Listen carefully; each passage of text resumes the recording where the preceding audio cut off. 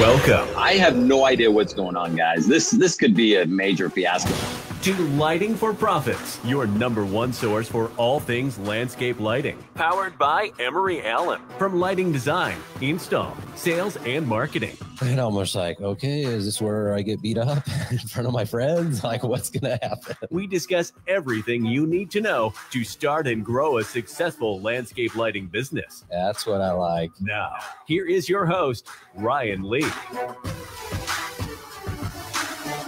All right. Welcome to the #1. It's the #1 landscape lighting show east of Nevada. That's right. It's Lighting for Profits, powered by Emery Allen. Woo-hoo-hoo, man, I love producing my own show. I love going to hit the record button, go live button, and things are not working. So, yes, I have turned myself into a troubleshooting genius trying to put these shows together. And yeah, sometimes it works out, sometimes it doesn't, but I don't know why. Sometimes you just hit go and it works, sometimes it doesn't. So I'm excited to be here, guys. We are here to educate and motivate to help you dominate. So if you are looking to start or grow your landscape lighting business, this is the place to be. So grateful for your support. So grateful for the opportunity I get to do this show every single week. And it just keeps getting better and better. More people are listening, more people are downloading, listening over and over, which that tells me it's good. Well, it's either good or bad, because when people are listening multiple times, maybe they're like, wait, what were they talking about? They need to listen several times. Or it could be because we have some awesome guests and people want to hear and learn from them over and over and over, which is always a good thing. So what is up, Tom Garber? What is up, Andy Schwindler? Thanks for being here, guys. Appreciate your support as always. Whew. All right. Well, we got our show today, guys. By the way, today is episode 99. I don't even know if JC knew this. Our guest today, in just a few minutes, is going to be Mr. JC Chanowsky with Patriot Illumination. And he's the 99th episode. So that's pretty cool. Almost as cool as the 100th episode next week. So, guys, make sure to tune in. It's a live show. Even if you listen on to the podcast, it might be kind of fun because we've got a couple of special surprise guests next week for our 100th episode. We've got we just got quite a few things lined up. It's going to be a party. We're going to celebrate. It's our 100th episode of Lighting for Profits.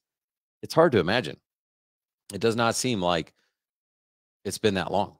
Like maybe we cheated. Maybe we were like on episode like 20 and they're like, hey, let's do 100. I don't know. It doesn't seem real, but next week is the 100th episode. So make sure you guys join us live. It's going to be a lot of fun. And if you're here live, it is, a little bit more interactive. You can participate. We've got our gift card giveaway coming up today. We've also got it next week. And yeah, you're going to have the ability to make a lot more money next week as well. So again, guys, in just a few minutes, we're going to have JC Chanowsky with Patriot Illumination. Actually owns another business as well. But this guy, you're going to want to stick around. I met JC a little over a year ago. This guy's a total stud. He's got a lot of things figured out. And I'm really kind of envious of him because he was able to figure out things way faster than I did. And we're going to talk about how he was able to do that as well. But he's going to share a lot of good golden nuggets for you to help you grow your business a lot faster as well. So make sure you stick around for that. As a reminder, in just a few weeks now, May 18th and 19th here in Utah, Salt Lake City, Utah, Landscape Lighting Live. Oh, I'm so excited, guys. If you've ever been to an event, a dinner, anything with me, you know we do it right. And because it is the first time ever in Utah, we're going all in. We're going to make sure that this is epic, that people talk about this. And if you are not here, I promise you, you're going to miss out. You're going to be like, crap, I should have just gone.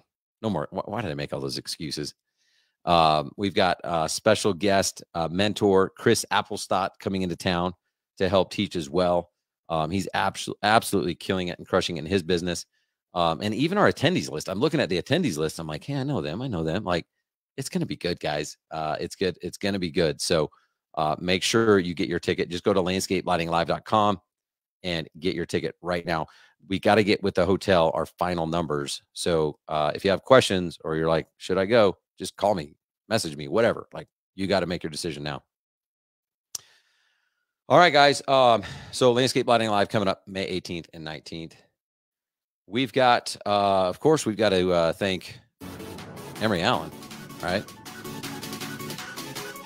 What's the best way to stand out of the crowd? Well, being different.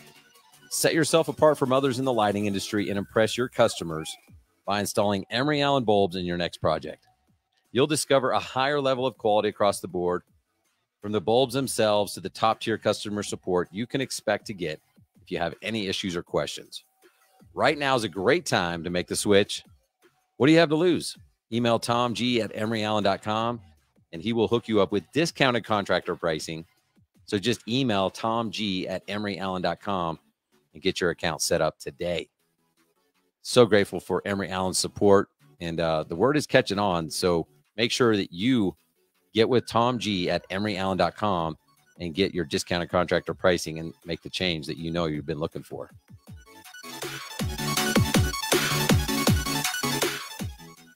All right, guys. Again, in just a couple minutes, we got JC Chanowsky with Patriot Illumination. This guy is making waves in the home service industry and now in the lighting industry. So I'm super excited to have him on. We're going to pick his brain. Before we have him on, what's up, Nathan Miller? How you doing, buddy? Thanks for your support. Before we have JC on, I want to talk about two recent conversations I've had with people that I really highly respect, highly influential in the world and in my life. I really value and respect their opinions. And so I had some of these conversations. One was last week. It's a friend in the neighborhood here. And I went to lunch with him, and they've got these new offices, and I hadn't really hung out with him lately. And he's a principal of an investment company.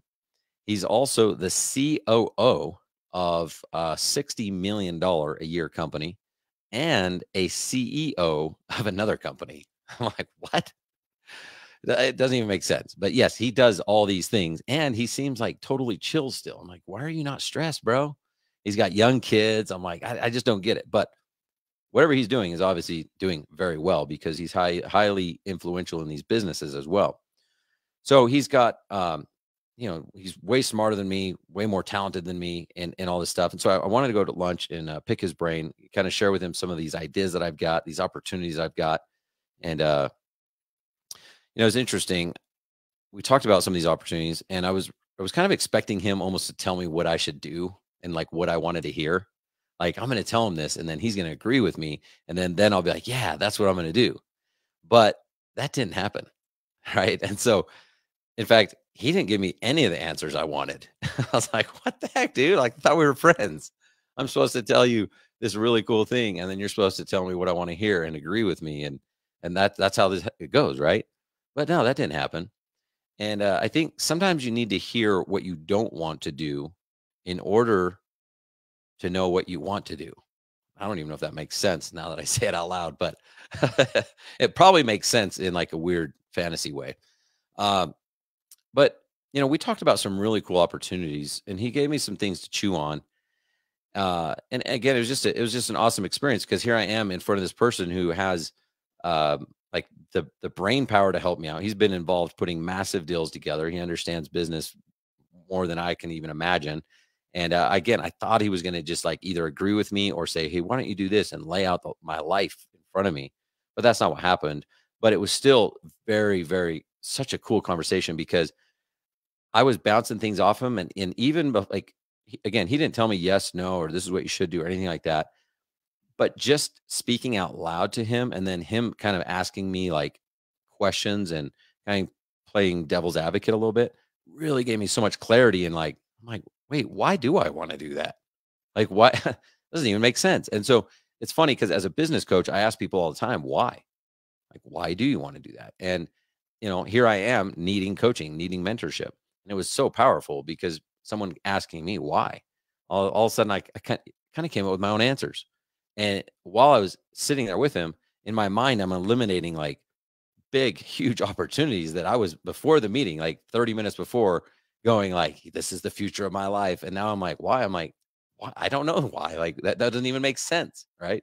So that was one really cool experience. See, I'm always trying to surround myself with people that are way smarter than I am, more talented, wealthier, more experienced, more successful. Another one was just yesterday. So I joined a new mentorship program. And this program that I joined, this is the most money that I've ever spent like that I've ever paid to one person for any amount of coaching or mentorship. Like in just a one, like boom, here, just take my money. It's a lot of money. Okay. Um, and it's something that 10 years ago, there's no way I would have done it. And I probably couldn't have even afforded to do it, even if I wanted to do it. But I'm grateful that I'm in a position where I could afford to do it and my mind was ready to do it. And I'm so excited about this opportunity. We had our call and I was able to just kind of throw out all my ideas, my wins, my losses, my frustrations, just throw it all out there and have a discussion with him. It feels good to just have those discussions with people and kind of, again, just get what's off your mind out to the world. And again, I found myself in a similar situation, almost expecting him to solve my problems and just say the magic words and just say the few sentences. Like, what am I supposed to do with my life or whatever it is, right? And surprisingly enough, again, that did not happen. But just like the previous conversation, I got so much clarity. And when I say clarity, it's not that I walked out of there and I had this spiritual awakening and this vision, and now I know exactly the next 5 steps and the next 5, and I know exactly how I'm going to get to my dream life and everything else. But what did become apparent were just the next 1 or 2 steps in front of me. And what did become apparent was, what, I don't have to have it all figured out. I don't know how I'm going to do all this stuff. I just have to know what I want to do, right? And it felt a little bit like waking up after surgery. The details are foggy. Like, where am I? Like, how did I get here? What is going on? But it starts to get a little bit clearer over time, right? And in both those conversations, well, really, because of both of those conversations, now I'm saying no to a couple of things that really I wanted to do, mainly because I'm so used to doing things the hard way. I kind of had this a realization, an epiphany. Like, my mind is just like hardwired to just do things, and it's usually the hard way. And these guys know how to work smarter. And it's still going to take a lot of hard work. I think that entrepreneurship is probably one of the hardest things that you can do. But now I know that there's a better way. And again, I don't have it all figured out. I don't have clarity from like, okay, now I know how to get from A to Z, but now I know what A to B looks like. Now I know just what the next step looks like. And it feels really, really good because now I'm actually taking action. I'm going in a direction that feels really good instead of being trapped in this like debris field, like which way do I go, right? And I had so many different opportunities, all which were good, but now I'm like, why do I really want to do that? And again, like, not everything that I seek is just a financial reward. I'm trying to enhance my lifestyle. I'm trying to be a better father, a better husband, a better friend, a better coach. I'm trying to be a better person. And yeah, I love making money. I'm probably addicted to it, but there's more to it than that. So I'm not trying to just do a situation where I just up my financial game. I'm trying to really up my personal game as well. So what's cool about this last opportunity, and again, it's the most money I've ever given to one person for any type of mentorship or coaching by far, like by 5 times as much. It's a significant amount of money. But what's cool is when I made that decision to invest in myself and hire him, I also inherited all the coaching and mentors and things that he invested in, which is probably at least a few $100,000 that he's invested into his training and his education and stuff like that with these other mentors. And now all of a sudden it's like a cascade effect. I get what he learned from them and it drips down through me. And what's cool is people who hire me, if you come to Landscape Lighting Live, if you come and join Landscape Lighting Secrets, it's that cascade effect. You get part of that investment that I just gave him included in yours, which again is like, it's incredible, right? So I'm super, super excited.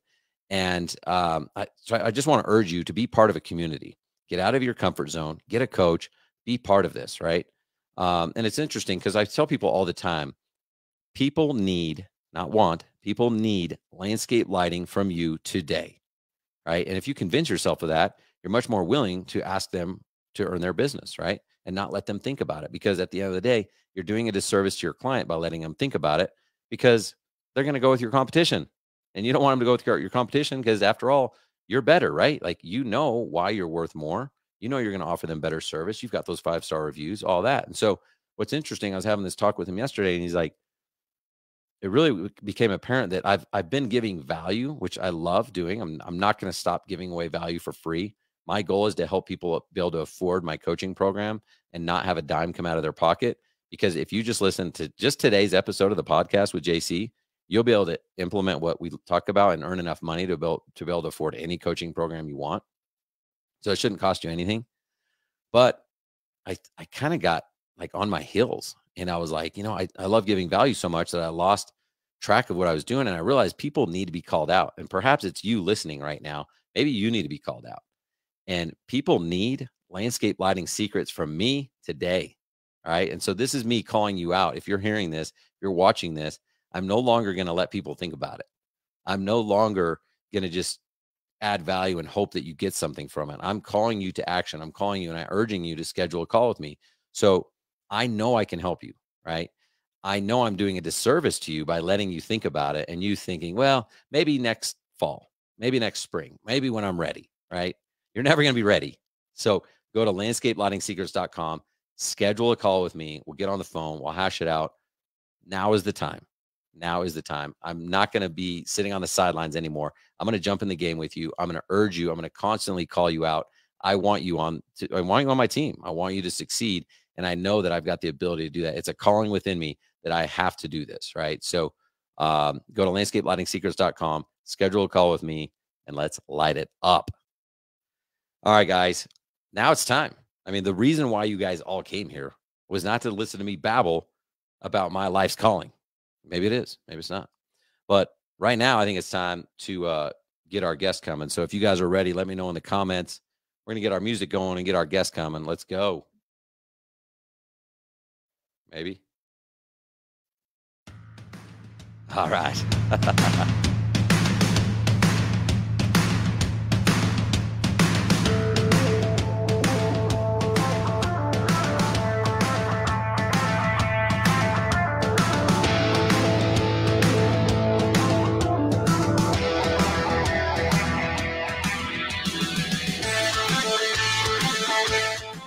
Welcome to the show, Mr. JC Chanowsky. Wait, you're on mute. Is it me or you? I don't know what's going on. It's probably my music. Are you there? I cannot hear you. If anyone technology, you hear me now? Oh, yes. All right. Yes. I was playing with my microphone while we were gone. I probably unplugged something, so who knows? I can hear you now. Yeah, I don't know. No, you know what? There it is. It fits with the theme of the show really well. There's usually at least one, if not two, little Easter eggs in there where I screw something up. So thank you for being part of it. Can you hear me now? There we go. All right, we're back. That's awesome, man. Well, thanks for being here. Welcome to Lighting for Profits, man. I appreciate you, man. That was like, I was sitting here. I was like, I don't know what I do, and I'm just sitting here listening to you. I'm like, you're just dropping like just so much action and just powerful stuff. And talking about the coaches. For those who don't have a coach or a coaching program, like I'm a firm believer that it changed the trajectory of myself, my company in 2019. And once you get past that self-limiting belief and don't even look at the cost, look at the investment and what you're going to gain out of it. I mean, I try and tell people like, how much is one job worth to you? And if that coach is able to increase your jobs closed per month by 3, like how much did you gain just from being able to talk to that coach for something you wouldn't have done without him? So I love the coaching. Landscape Lighting Secrets is a phenomenal program. And yeah, I love what your message was. That's cool. And actually, I wasn't even going to really ask you about that, but I happen to know that you have invested into a lot of different coaching programs. You're in one now. And I don't know you well enough to be able to like diagnose this, but I feel like, you're a good guy, you're smart, you work hard. But honestly, I feel like if you wouldn't have invested in those things, you would have been like with the rest of the pack trying to figure stuff out still. And like, man, why is it so hard? I mean, if you literally go to my Facebook page yesterday, I posted this and it was a thanking Pat Clark. It was in March of 2019 because I talked to him in January of 2019. So I thanked him in March for joining Conquer. And literally, like we were just dad and son working. That's all we did. We worked. We did everything on the truck, off the truck, estimates, joined Conquer. And we're like, wait, why are we doing all the work? And they showed us the path to success. where you're working on your business instead of in your business. And without that, I still would have been turning wrenches, spraying bleach by myself every single day. And we wouldn't have done 1.8 million last year without the tools and success that we've learned from the different coaching programs we've been part of. So hands down, don't even look at the cost. Like, just get rid of it. It's not even an option. Just yes. That's so awesome. The thing is, like, I know the price of Conquer. I know the price of Landscape Lighting Secrets. We're not asking for that much. If we're not pricing what it's worth, like it's worth way more than that. So it's crazy. Sometimes it is the price. Sometimes I think people are like, they're worried. Like they kind of have to drop the ego. That's why I never joined coaching. I never even really respected it enough to look into it, because I was like, I'm an entrepreneur. This is what you do. You work hard.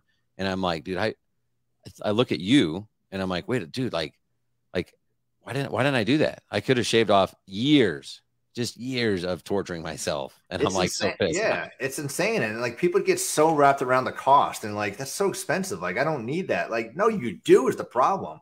And once you get your foot in the door, the only regret you're going to have is not doing it sooner. And then you're like, oh my God. Then you're like, yeah, it's only $800.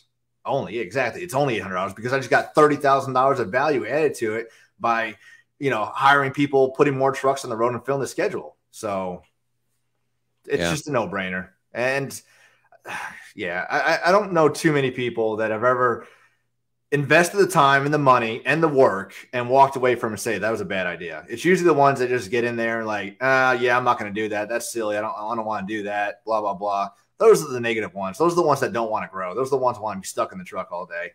But the ones that really want to invest themselves and set up the legacy for themselves, their company, and their family, they're the ones that are all in on the coaching. Love it. That's awesome, man. So let's find out a little bit about you. Maybe just introduce yourself. When did you get into the home service industry? Yeah, so 2009, I stepped away from the military. I was active duty for 5 years doing security. I had been stationed overseas in Guam, forward deployed, doing security on small ships.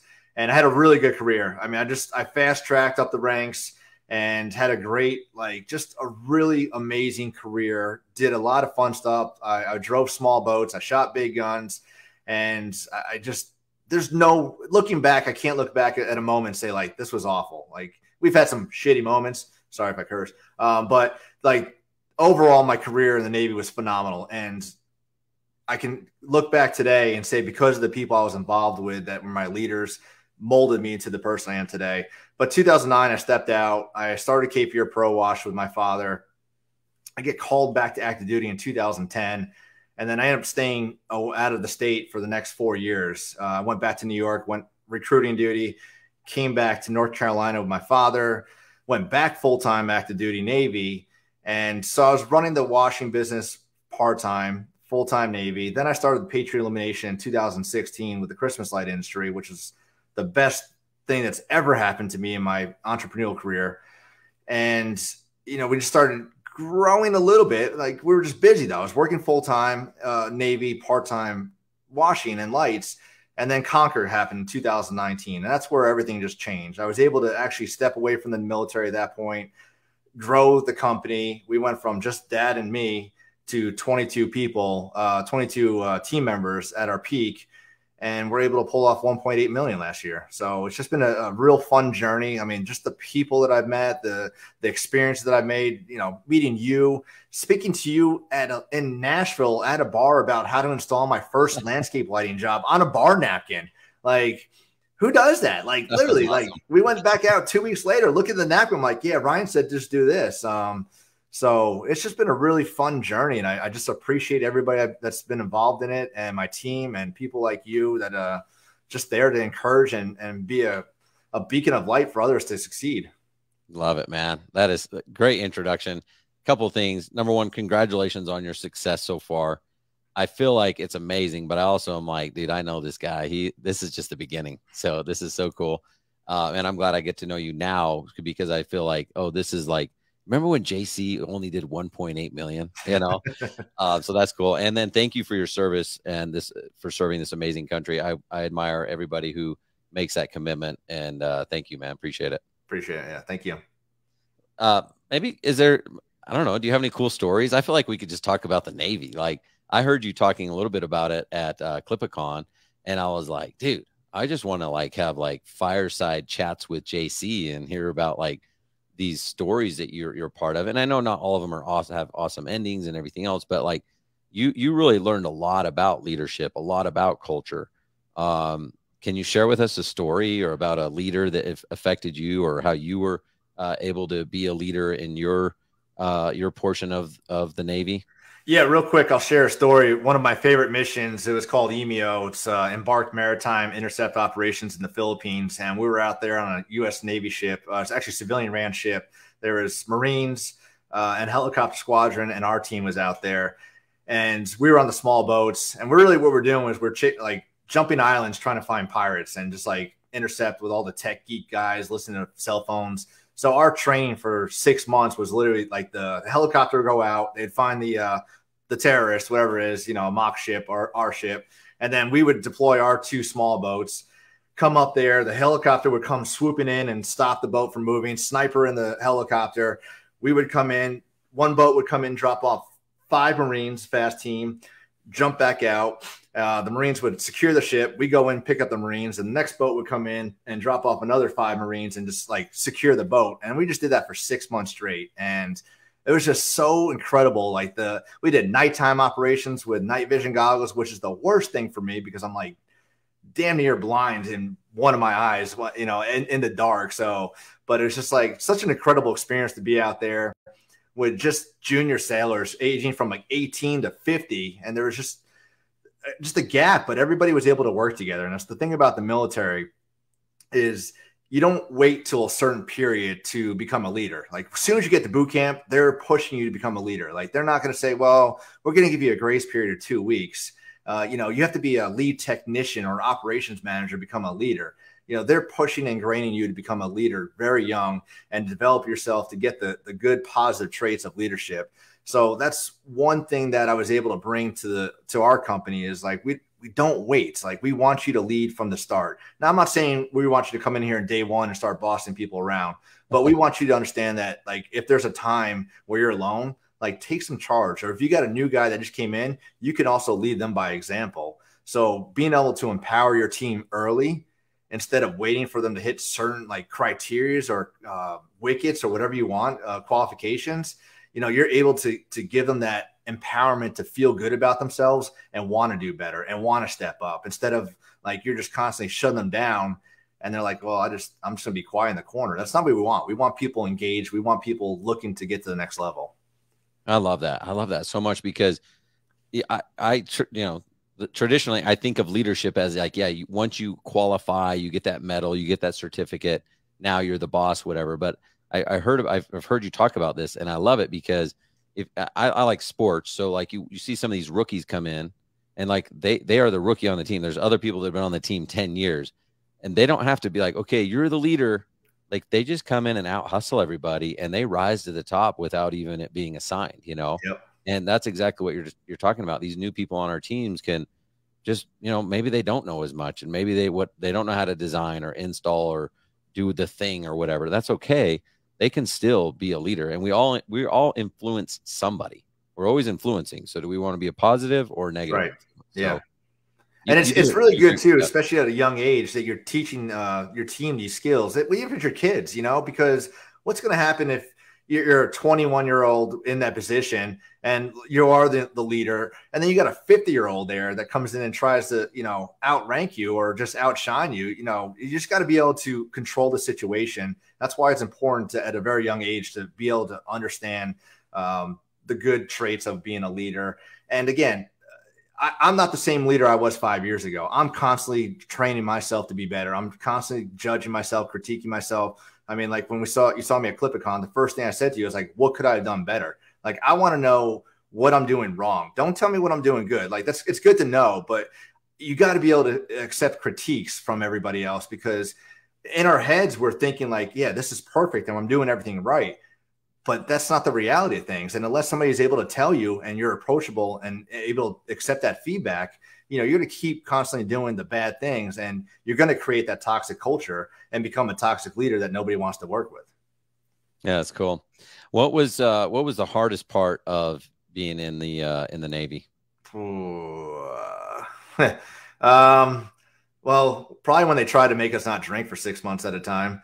That was never fun. 6 months. I think I'd say the hardest part for me was the most real life scenario. And I think you saw the video out in at Clip and Cod in Vegas when we're out in at the oil terminal in Iraq, 2006. And had this happen 15 minutes earlier, I wouldn't be sitting here talking to you, but there was a huge explosion on the oil terminal, and everything that we had trained for with the local Iraqis just went out the window.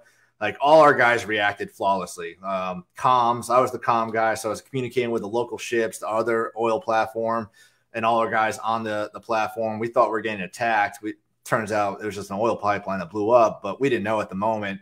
And we're trying to gain control of the platform. We're trying to gain control of the local Iraqis that are supposed to be standing watch and manning the weapons.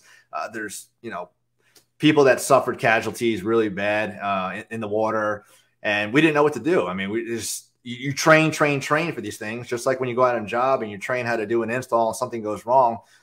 That's why you train to these things, so that when it does happen, something does go wrong, your mind doesn't just immediately just shut down. It's like, hey, I remember the scenario. We trained for this. This is what we need to do. It's react time.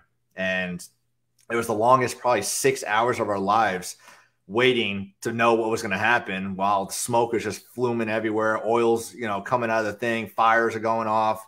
And we didn't know. We didn't know what was going to happen. We didn't know if we were going to make it off, if there's going to be another explosion. And luckily we made it off safely. Had to come back to the ship or the platform for another 4 months.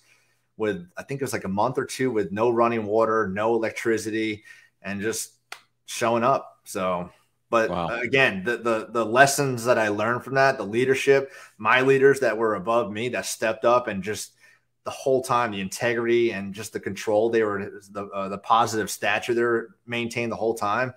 Like, it's still stuck in my head from that day. I can't get it out. Wow.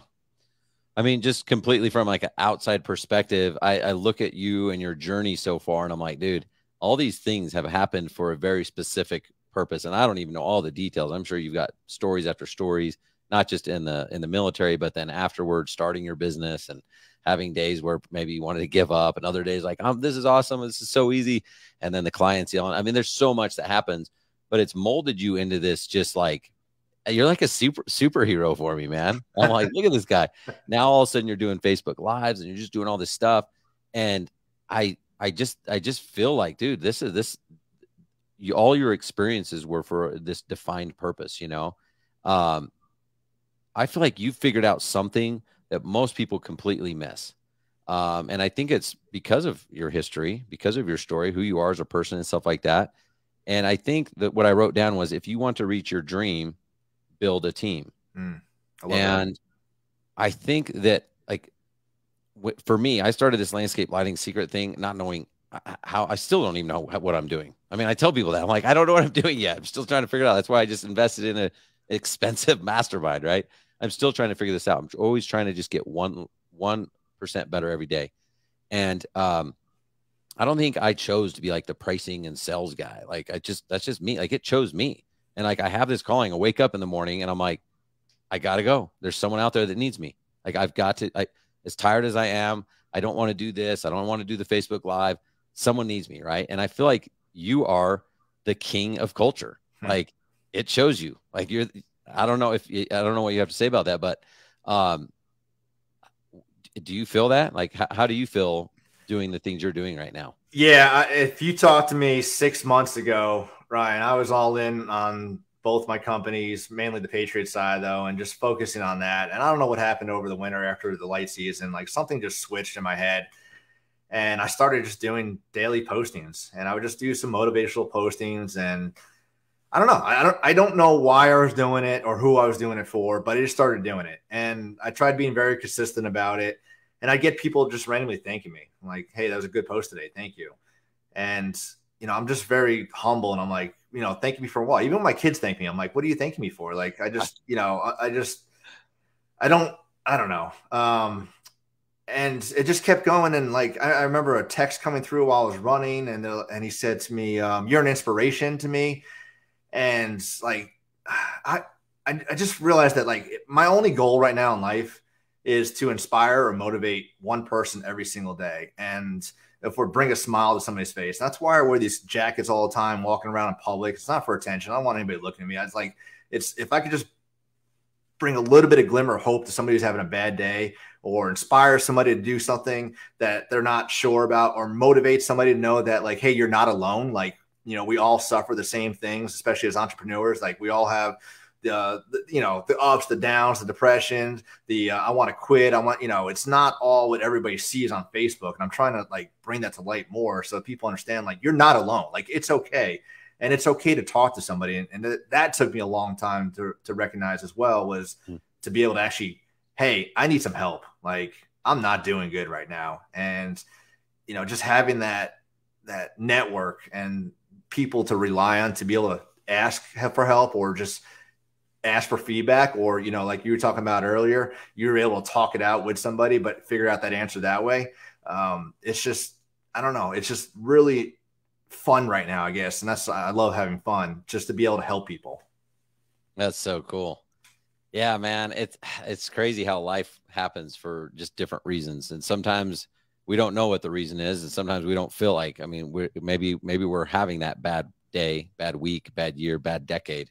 And there's probably someone out there listening like, yeah, that sounds great for you, and you're happy and all of that, but what about where I'm feeling? And that's where that power of community comes in, and being willing to be vulnerable, which again, I missed out on for at least a decade of my life. And that's why I'm excited now, is because I feel like when I started my program, I gave up on myself.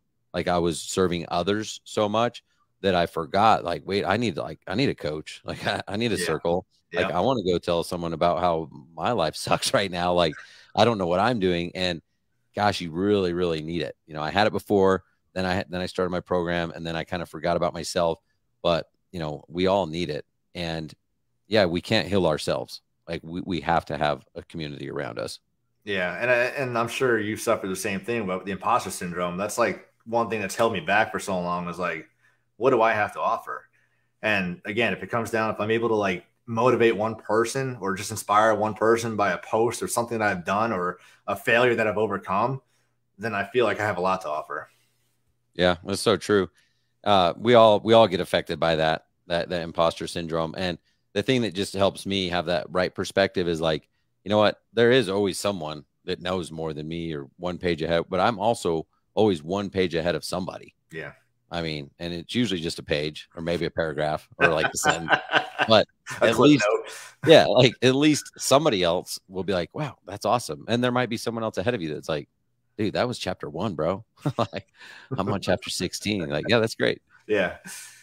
So let's talk a little bit about culture and how you've done such a good job building yours. Because I don't think it's possible to have the success that you're having by yourself. Like you have to have that team, right? So how do you define culture? What is culture, and how does someone create it?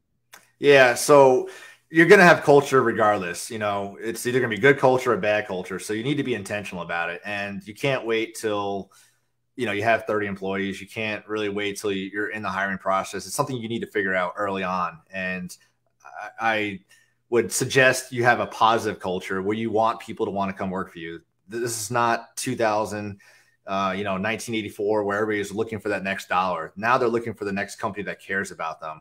And you got to have empathy and sympathy for your team. We try not to use the word employee. It's like little words that we like to get rid of. We want to build a team, just like a coach and a football organization. We want a team to work together, not have divisions and things like that. So your culture, it's just, you got to figure that out early. And we like to reward our team. When you walk into our office, there's pictures on the wall of our team. There's not Michael Jordan dunking, saying success. There's not Rocky climbing a mountain, things like that. Because we want people to walk in and feel like they're home, so that they want to come to work, not feel like they have to come to work. And as we're doing the interviews and they're looking around, they see all the pictures of Christmas photos and deep sea fishing trips. Like, we want them in their head, like, I want to be on that wall. Like, that's where I want to be next year. So you want to be a part of that. And the other part of it, it has to be 24/7. And as young entrepreneurs and guys just getting into the industry, we're very emotional. We're always, everything's got to be perfect. It's got to be my way. And we have ups and downs, highs and lows, whether it's a job that went wrong, an email, an estimate that didn't get accepted. And sometimes it's easy to wear our emotions on our sleeves. And I was guilty about this early on. And it's just something I had to like recognize. But the last thing you want to do is come into the office on a Monday morning pissed off because you know it's Monday and something's bound to go wrong. So everybody's like, well, JC's pissed off. It's Monday. Let's just not talk to him right now. You got to kick the emotions to the curb so that when you're coming in, you're the example for everybody. And again, I still get this wrong sometimes, but I try to really just make sure that when I'm there, I'm present and like that the attitude is just positive so that the next person sees me, they're positive, so that when they're around somebody else, they're positive, and it just flows throughout the office. Okay, that's cool. Let's talk about a couple of things in there, because I used to treat my business very transactional. I'm that old school mentality of like, well, if I show up to work and do my job, I'll get a paycheck. Like I don't really need the pat on the back, whatever. And I know there's a lot of people out there like me, because we've had conversations and I'm like, but if they just show up and do their work, I pay them. Like that's what they get paid to do. But you hit on something like that. This isn't 1984. This is like the new world we live in, and you can fight it as much as you want, but you're not going to win. Culture has to be a top priority for any business owner out there. And it's not just about showing up and getting the job done. You have to do some of these other things. What about the person who is early on and they've only got one employee, maybe two? Like, well, what do they do? Because like you said, like it's got to start. Like, I think there are people that make excuses. Well, when I get an office manager or when we have 5 people, like they kind of make those excuses. What are some things that they can do now to get started building their culture? Yeah, I mean, hopefully the goal for them is to continually grow their company and just eventually hire more and hire more. So if your culture is good, you're going to do 2 things. One, you're going to have great retention. You're not going to have the team member that's just like, all right, this place is horrible. They don't care about me, so I'm going to go next door. I've had a couple people leave to go get some more money, and they come right back because like the culture sucked over there. They didn't care about me. You care about me. So that, that's important for the team, for the member to understand that you do care about them, because then now they're bragging to you about, to their friends on social media, and they're going to have everybody like, hey, I want to go work for them. Like our mailman, UPS is like, especially around Christmas time when we have Christmas music playing and the lights on, everything. We have the culture for the people who come in there, we have a basket full of water and snacks in case they need something. Like we invite everybody into our office. And they're like, I want to work here. And like when we have just random people that, or have a job coming in here to service us and like, this place is cool, we want to work here. We feel like we're doing something right. And then the team feels really good about themselves as well. Because then they hear all the horror stories from their friends and their family members working that 9 to 5. And it's just like, oh, I got to go to work tomorrow. I mean, I hope that all my guys and girls are like, I get to go to work tomorrow. That's so cool. And people have a hard time. Like the last couple of years, it seems like it's like, oh, you can't find good labor and, this and that. One, they're calling it labor, right? They're calling them employees. Like if you're looking for team members and if you're doing the right things internally, you're not actively searching. It's like you said, it's more of a retention thing. Like the only reason you have to hire is because you're growing, not to replace someone who left. And if you're doing a good job, and I wasn't even doing a good job with culture, we still had people saying, hey, my cousin, wants to apply here. My friend wants to work here, whatever. To me, that's the best way to hire, is just take care of your people, and they'll be your number one recruiters. Yep. Yeah. And then another thing too, is like we shifted from saying, we don't like saying jobs because we want people to have careers. We want them to know that there's, growth here, that they can stay here and stay here long-term, not just come in here for 6 months until they can transition to something else. So just little words you can use while you're doing the hiring. Your core values are super important. Ours is LIGHT, LIGHT, loyalty, integrity, growth, humility, and teamwork. We want our team to be the light, so that now it's in our job ads. We talk about our core values. In the interviews, we talk about the core values. It's on the wall. So we have something to hold them accountable for. And if something does go wrong, we could say, hey, look, you really didn't have integrity on this job because we told you what to do and you did something completely different. And we need to talk about this. Very cool. I love it, man. I think I want to come work for you for a while. Let's go. Let's go. $12 an hour. I got you. I don't even care about the money. I care about how I'm treated. So yeah, this is cool. I've heard so many good things. I've even met, you brought, I can't remember his name, to Landscape Lighting Live. Patrick. You brought Patrick. Yeah. Yeah. And it's just like, wow, he seemed like he was like a partner in your business. Yeah, I mean, he's just committed. He's been with me 3 years now, and it's just part of that buy-in. He loves the company, he loves what we do, he sees the vision, and he has fun doing what he does. And that's just it's just because it's a job doesn't mean you can't have fun. It doesn't have to be like black and white all day, just monotone Ben Stein. As long as everybody's being safe and the mission's getting complete, have fun doing it. Like if you're having fun doing it, you want to excel. You're going to put a lot of work and quality into the job that you're doing instead of like, God, another light job. Here we go again. No, we get to light this house up for this customer. I can't wait to see the reveal tonight in the pictures and the reviews. Love it. Yeah, you got to incorporate them. I mean, we had guys. I was learning culture and leadership and stuff while I was running my business. But we had guys that I didn't even realize they had never seen the lighting at night. And I'm like, what? Like, who does this? Like, and then we start showing them the pictures and taking them to walkthroughs and stuff. And they were like blown away. They just thought they were like burying wires for a living. Yep. And I'm like, no, you guys are like changing people's lives. Oh, every Christmas, our team, they'll take their spouses, girlfriends, or whoever, and they'll just drive around the communities throughout the house they lit up. And just like they get so excited, like, hey, we did that. We lit that tree. I mean, we do a lot of commercial properties that you have to drive by. And it's just rewarding for them to say, yeah, we lit that up. And, it's just a good feeling for them to see the satisfaction and the customers thanking them and all that. Good stuff. Good stuff. All right. We're going to take a quick break and we're going to give away some money. Are you good with that? Ooh, I love money. Yes. All right. So we're going to play our game, guys.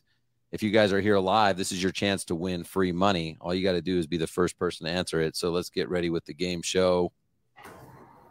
Game show? It's just giveaway. Gift card giveaway. Ooh. All right, it's your chance to win $50. We're just going to give you a gift card. That's right. We'll send it to you. All you got to be is the first person to answer this correctly. This one is multiple choice, so you have basically 25% chance of getting it right. Now, the only rule to the game is you have to answer it correctly based on what I deem is correct. So maybe you're right, but if you're wrong according to me, you don't win. So it's kind of weird, but that's the rules. So if you're here live, all you got to do is be the first person to answer this correctly. So here's Am I allowed to play? Okay. One time, let the audience win. Let's see if they are slow, then we might let you win. I think we did have one time the guest won, but it was actually someone not from the lighting industry, and they guessed, and I was like, dude, I gotta hook them up. That's awesome. So, all right, so here's the question, guys. When troubleshooting a low voltage lighting system,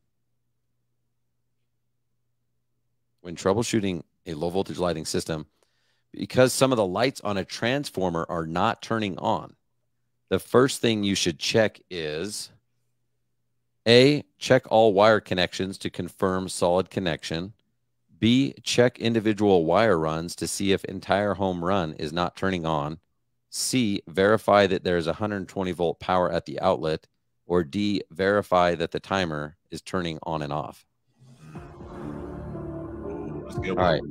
So again, when troubleshooting a low voltage lighting system, because some of the lights on a transformer are not turning on, the first thing you should check is, it's kind of a long question. Oh, we got an answer there. Do we? Okay, let's see what answers we got coming in. A, basically, even if you didn't understand the question, you just guess A, B, C, or D. And there is a chance that you will win. So A is check all wire connections to confirm solid connection. B is check individual wire runs to see if entire home run is not turning on. C, verify that there is 120 volt power at the outlet. Or D, verify that the timer is turning on and off. Now, the key words in the question were because some of the lights on a transformer are not turning on. All right, so we got some guesses coming in. Andy is guessing power at the outlet. Brian is guessing B. Tom is guessing A. Brian is guessing C. Brian's just going to keep guessing all the letters. That's a good strategy. I mean, that's what I would have done. Okay, so it is a kind of a tricky question. One, because, oh, there's Brian again. He's got D. So has Brian guessed? Yeah, one more option, Brian. There, G. All right, the winner is Brian with G. Oh, actually, the answer is the winner is B. So Brian, you actually won. So congratulations. check individual wire runs to see if entire home run is not turning on. So the reason it's a tricky question is because normally when you are troubleshooting, if the whole thing wasn't turning on, then, you know, obviously the first thing would be to verify that there's 120 volt power at the outlet. But if you know that some lights are turning on, then you know there's power at the transformer, which means you know there's power at the plug. So that eliminates that one. It also means you can eliminate D, which is verify the timer's turning on and off. And you could eliminate A, because you wouldn't really want to start checking all wire connections to confirm solid connection. Most likely it would be B, where you check individual wire runs to see if an entire home run is not turning on. From that point, you could go and chase it down, and maybe it's multiple lights on multiple runs. You don't know. You got to figure that out. But congratulations, Brian. We're going to hook you up with our gift card giveaway. Ooh, I like that. Yeah. Okay, so congratulations. Thanks for playing, guys. Let's get back into the show with JC. So, JC, well, we have some questions. JC, what do you say? I tell you, I wasn't listening to everything you said, so I was going to go check the power. But then when you said it was a trick question, I'm like, yeah, you got me. I heard what I wanted to hear, which was the end part, but not the partial lights working. So, yeah. Yeah, you know, sometimes we get tricky here. And besides, even if people were correct, they're wrong if I say they're wrong, at least on the show. So, yeah. Sorry, Andy. Thanks for playing. I mean, even if you were right and I was right, then you'd be wrong. It's lighting for profit. It's the Ryan Lee show. That's how the game's played. Like, what don't you guys understand? All right. So I want to talk to you. I just had one question really about leadership. I think this was my question. Not even anyone else's, really. Does a leader have to be in the trenches with the team every day? Not every day. I like getting out there, but just knowing that, you know, I mean, obviously Elon Musk is not out there grinding every day, and Jobs and all, you know, they weren't out there, but knowing that your team knows that you have their back, like I'll go out in the jobs and help out for things, and I'm not making them do things that I wouldn't do personally without doing it myself. So it's just, no, you don't have to be out there every single day, but you still, I think it's important as a small business to be a face of the company and still be present. And I stepped away for a while the last couple of months, and it was a big mistake. And I was trying to focus on some other things. And just recently I realized, like, I can't do that. I do have to be back in there. They do miss my face. As ugly as it is, they actually miss me coming in and talking to them and see them and just, you know, just having fun and just being part of the team and the family again. So no, you don't have to be on the truck every single day, but I do feel like you need to be a presence of one sort of another, and it doesn't need to be physical aspect. Okay. Yeah, because I used to struggle with that. You know, when I started, I was doing everything, and then you hire some installers or whatever, and then it's like, oh, this is kind of nice. I can leave the job for a few hours, and then all of a sudden, like, hey, they got it. And then I started to feel guilt a little bit, like, I wonder what they think I'm doing right now. And maybe I was working hard, or maybe I did decide to take a break or take a nap or whatever, you know. So what are some of those things that you can do from a leadership standpoint so that they know that you do have their back, and it's not like, oh, you're laying out by the pool while we're making you millions of dollars? Well, I probably am laying out by the pool, but like even just last week, I showed up on Tuesday and I made breakfast for the team, and I was there before they're there, and I was serving them because I want them to understand, like, it's not just them serving the company. We're there to serve them as well. So if they need something, and that's part of that culture too. It's just, even when I'm gone, the culture should be the same, where that they feel like it's a home, they feel like it's a family, and they know it's because of what I brought to the company and what I want for the company, so that even if I'm not there, they still have that feeling that it's what if I was there.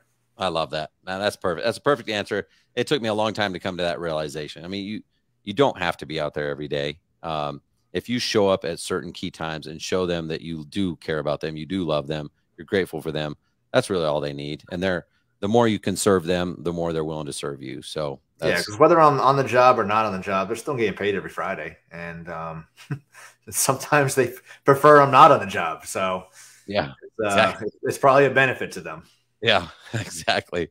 All right. So you started in the pressure washing. How many years did you do that until you started Christmas lights? So 2009 to 2016, I was actually at a pressure washing trade show where I saw a big lit wreath glowing. I just had an attraction for Christmas lights since I was a kid. Said we hang Christmas lights. I went over there. I believe Ryan and Brett and Josh were there. And I was just like drawn to it like a kid at a candy store. I was like, what is this? They told me the story. I didn't believe them. I'm like, nobody's going to pay me to hang Christmas lights. Like, everybody does that for fun because they love getting out there on Thanksgiving Day, freezing their butt off and just hanging lights and just getting frustrated, right? No? Am I the only one? And they're like, no, like, you can make a lot of money. And they were right. So That's awesome. I went home, and a couple years later, we changed the name to Patriot Illumination and haven't looked back. And I just love the Christmas. And same thing with like being able to inspire everybody. I don't hang the lights just for the customer. We grew up not so wealthy and driving around looking at other Christmas lights because we couldn't afford them.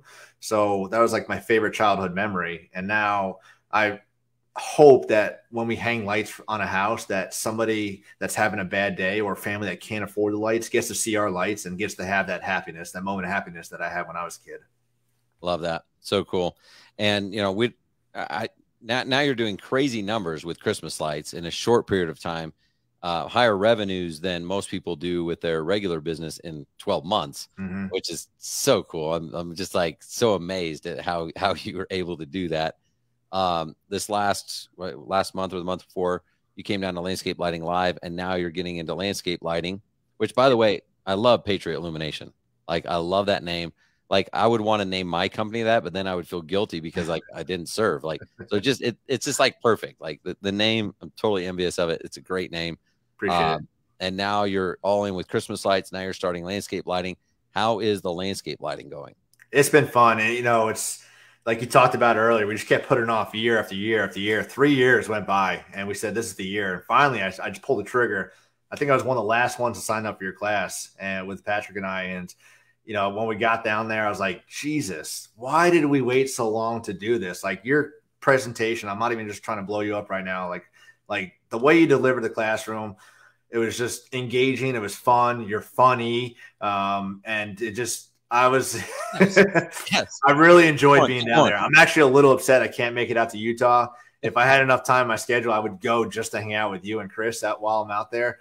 But yeah, we came back. Patrick, you know, if you're going to these things, bring your team, bring your sales team, bring your install team. It's so important for them to be there because they get the hands-on experience and get to see it firsthand versus you going back and trying to regurgitate everything Ryan told you. It doesn't come out as beautiful. I promise you that.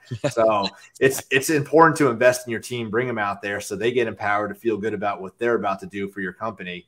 And yeah, we came back. I've got 800 yard signs coming this week for landscape lights, and we're just going to just blow up the town. And, you know, Patrick's been closing some really good jobs. I've showed you a couple of them. The one at the beach the other night we just did.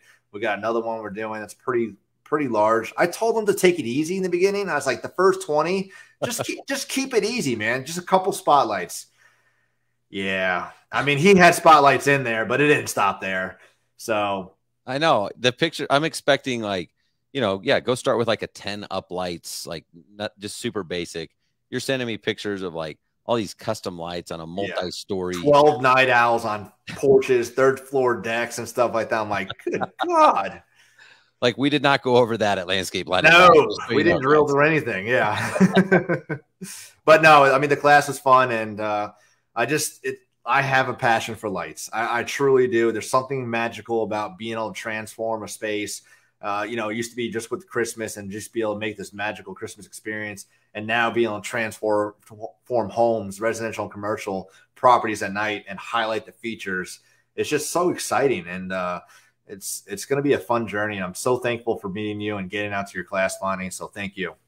Yeah, you're welcome, man. And I think I'm glad I met you because I'm excited to see what you're going to do with this industry. And, you know, you got to 1.8 so far, but I'm telling you, with landscape lighting and holiday lighting, you are a force to reckon with, man. And I know it's not like you're trying to be the person to put others down. In fact, it's just the opposite. Like, I'm doing this as an inspiration. Like, if JC can do it, why can't you? Right. So it's so cool. You're gonna help transform this industry. You are going to be a guy that people look up to, and I'm just glad that I got to meet you and be a little portion of it. So I'm looking forward to seeing what you do. I appreciate you. Before we wrap up, let's talk about what you're doing, because now you're like, yeah, you all of a sudden you're doing Facebook Lives. Like you said, you started putting out content and people are like, thanks, man. That was an inspiration. That feels really good. So you're kind of following that trail a little bit. What is the new Beyond the Bulbs? What is Beyond the Bulbs, and why did you start that? Yeah, so this is something I've been like brainstorming for years, and been trying to get it going. Couldn't get any traction. Finally, Matt Hiding with Clippa, Ryan Fox, and Brett Madison got together, and we said, like, this is what the industry needs. And the problem, there's a void. What happens is everybody gets all excited going up into the Christmas install season. We install the lights October, November, December. Everybody makes a bunch of money. January, they take everything down and they just shut down, like absolutely shut down. Don't think about anything. They go to their other job, whether it's washing, landscaping, whatever it is, and they don't even think about Christmas until it's too late. And we're there to hold everybody accountable year round so that you're not missing the mark on getting those commercial clients, rebooking your previous clients, reaching out to the prospects that told you no because maybe they couldn't afford it. So we've come up with a curriculum to hold everybody accountable every single month throughout the year, you know, from training, marketing, hiring, inventory, sales, you name it. We're talking about it every single month in our group so that in January, it's just a matter of you clicking, one little button, send off an email to all these commercial clients and just getting the bug in their ear early instead of waiting until it's too late and they say, hey, that's not in the budget this year. We'll focus on it next year. Or, hey, I can't afford it. But had we called me in February and put me on a payment program, you know, this would be a perfect solution for our house this year. So we're taking, I think we have 40 years combined of Christmas light experience between the four of us. And it's a collaborative effort where we're bringing everybody into a high, super high focus Facebook group to lift each other up. It's not going to be like your standard Facebook groups with all the drama and everything like that. We're there to build each other up collectively and help everybody achieve their goals and even go above and beyond their goals this year, because we know that with our tools and the things we've done, the mistakes we've made, we can help others avoid that and be more successful every year. That's so cool. I'm jealous. Like, yeah, the 40 years of experience, but think about the revenues, the profits that you guys have generated combined, the level of expertise, the ideas, the accountability. Just a reminder of like, hey, did you do this? Like, oh crap. Like I should have known better. That one thing would probably make the whole year's worth of investment to be part of it worth it. I mean, yeah, and it could just be one email that you should have sent out earlier. I mean, I talked to somebody earlier, like, yeah, we're going to market next month. I'm like, why? Why are you not just sending that email right now? What does next month have to do with today? So I even look back at our season last year, like we didn't have somebody holding us accountable. And if we just followed up with our prospects with even just maybe one more email, one more phone call, one more voicemail, and got 5% more, we would have hit the million mark on our Christmas lights. And we were short just by that 5%. And that's just one phone call. One thing we could have done if we had somebody over us saying, hey, did you do this?